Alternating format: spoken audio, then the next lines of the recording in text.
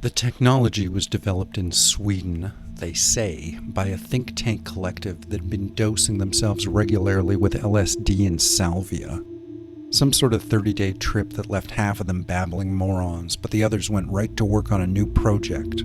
A piece of interactive hardware whose place in society quickly became so ubiquitous that it was simply called the helmet. The helmet was a type of virtual reality cognitive alteration device, basically. That's how they sold it anyway.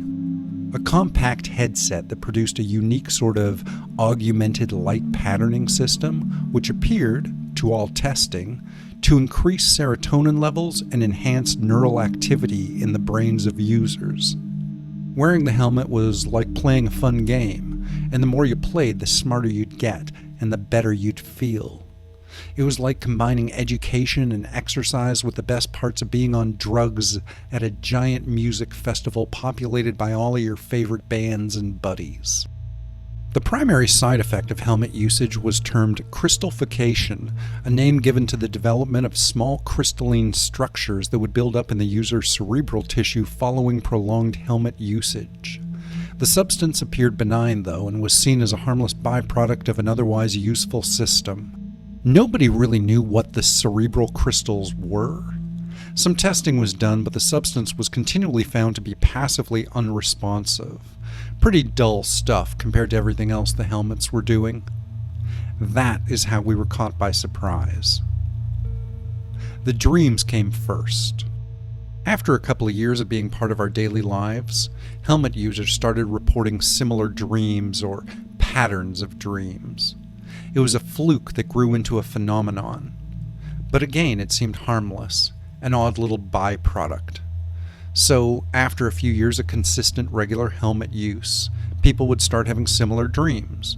So what? A theory was proposed that it had to do with the loading screens that existed for a fraction of a millisecond when the helmets were turned on and off, and that theory was enough to placate most people. But the theory was not true.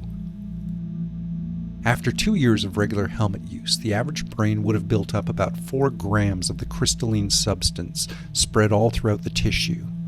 In 3 years, there would be up to 8 grams. Past 10 grams, and the dreams would be happening with almost alarming regularity. Alarming if anybody had thought to be concerned about any of it.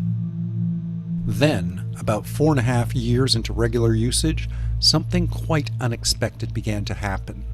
The crystals appeared to form a sort of membrane, interconnecting through the brain's pre-existing fluids. This would result in the user entering into a state referred to as enlightenment, in which the user would appear to gain access to advanced mental functioning, which would result in a sort of relaxed, intensely casual disposition. The user's diet would often simplify during this time, becoming largely rice and beet-based. Other personal alterations included a lack of sexual interest and a lack of a need for familial relationships. The enlightened users were found to be highly intelligent, highly responsive, but also remarkably disinterested. They understood, they felt, they just didn't care.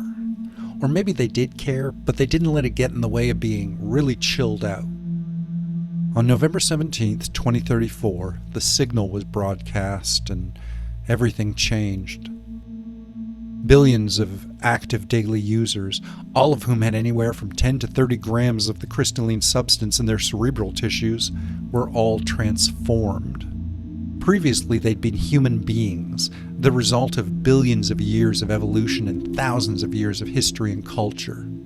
Now they were broadcast stations, receivers, antennae. Most scientists, the few who are left, generally agree now that the user stopped being human the moment the signal was received. It didn't just rewrite their nervous systems, it somehow got into their genetics, altering these people on a fundamental atomic level, making them no longer human beings. My wife was one of them, or she was. I don't know how to put this in the context of language anymore. We never divorced, so she's still my wife. But my wife was human, and this thing that has gradually replaced her is not. So is it still my wife? Was being human a prerequisite of our legal union? It's a bit like the shipbuilding allegory. How many pieces can you remove and replace before it's no longer the original ship? For my wife, they changed her genetics, her mind, and her thoughts. Once those pieces have been altered, how can you still say it's the same person? I was never an active helmet user. I gave it a try when they first came out, but I was part of that rare 0.0001% of the populace who had a negative response to the system. It made me motion sick, something to do with an optical condition I'd been born with. I was fine in regular life so long as I wore glasses, but even with specialized contacts, the helmet was pure nausea for me. My wife, on the other hand, used it for everything. Business, acting as an entertainment lawyer, and most of her social interactions. It was even how she stayed in touch with her mother and father. Her helmet was on her head at least 10 hours a day, to the point where sometimes she'd fall asleep with it on. The manufacturers assured us consumers that there was no harm in this, and so far as we know, they thought they were telling the truth. I remember when we got a few years in, how she was always telling me about her dreams. They were difficult for her to put into words, and the attempt always seemed to cause her an odd degree of emotional discomfort. I suggested she just forget about them, or at least she didn't have to attempt to explain them to me, but that would just make it worse. Whatever she was seeing, whatever she was trying to remember, she couldn't keep it to herself. She had to tell somebody. She had to tell me. This was not overtly unusual, and again wasn't seen as any kind of specific warning, but maybe it should have. Space. She was dreaming about space. It was difficult to tell because the scale of what she described was so vast. With many users, the dreams were at first mistaken for being about water, deep water, oceans of water. But over time it became clear that was not the case. They were dreaming about space. Not the outer space from TV and movies, which is full of asteroid belts and pulsating clouds of quasar clusters and other such imaginary nonsense. These were dreams of true space, of an emptiness so vast it dwarfs human comprehension. Imagine a human floating in the space between galaxies. Take the scale, the size, the mass of that single human and then increase it. Double it, triple it, times it by a billion, a trillion billions. It still means nothing. It is still nowhere. In the eyes of the cosmos, it is still nothing. The human mind wasn't built for that scale. Our brains were refined for community, pattern recognition, advanced foraging. We evolved to survive in jungles and deserts, not an endless black vacuum that goes on for longer than our species has existed. My wife would have those dreams every night, and with them came an acute form of agoraphobia, which mainly manifested after the sun went down. Still, she didn't seem unstable or unhappy. Nobody did. They were just slightly different. Then the signal was broadcast, and all at once we learned just how different the helmet users really were compared to who they'd been, compared to the humans who'd existed before. And of course, it was about a week later that the towers started appearing. The first one was in a large park in northern New Jersey. Spectators said it grew from the ground like a flower or a massive blade of grass. What looked like a chrome tower as thick around as 3 city blocks, stretching 236 meters into the sky.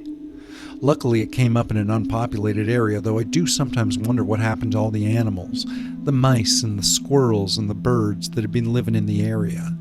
Were they displaced, or were they incorporated into the structure? Maybe they lived inside it now. Then others came. Dozens all over the world.